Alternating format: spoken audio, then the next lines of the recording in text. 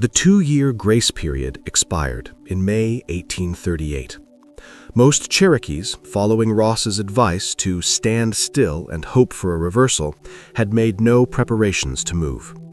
General Winfield Scott arrived with 7,000 troops. The operation began with brutal efficiency.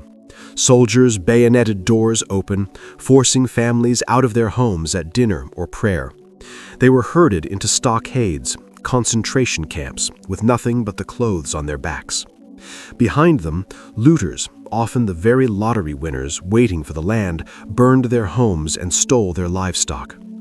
Conditions in the stockades were horrific.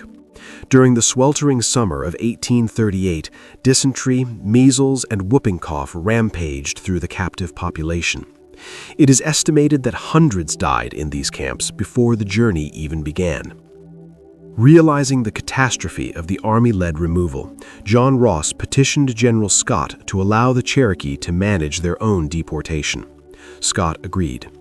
Ross organized the people into 13 detachments, each led by a Cherokee conductor. They moved out in the fall and winter of 1838-1839. The journey covered approximately 800 to 1,000 miles, crossing Tennessee, Kentucky, Illinois, Missouri, and Arkansas. The winter was historically severe.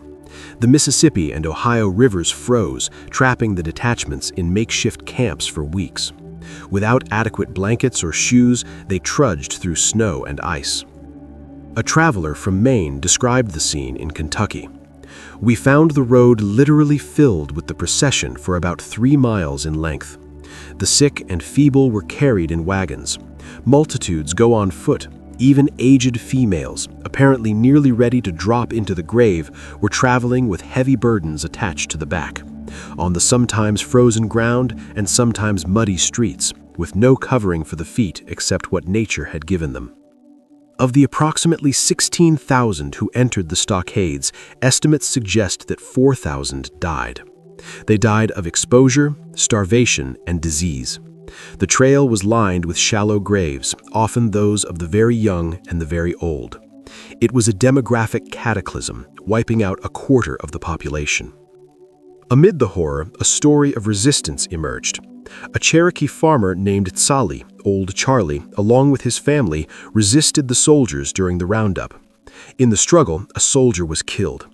Tsali and his band fled into the deep recesses of the Great Smoky Mountains, where they were joined by other refugees.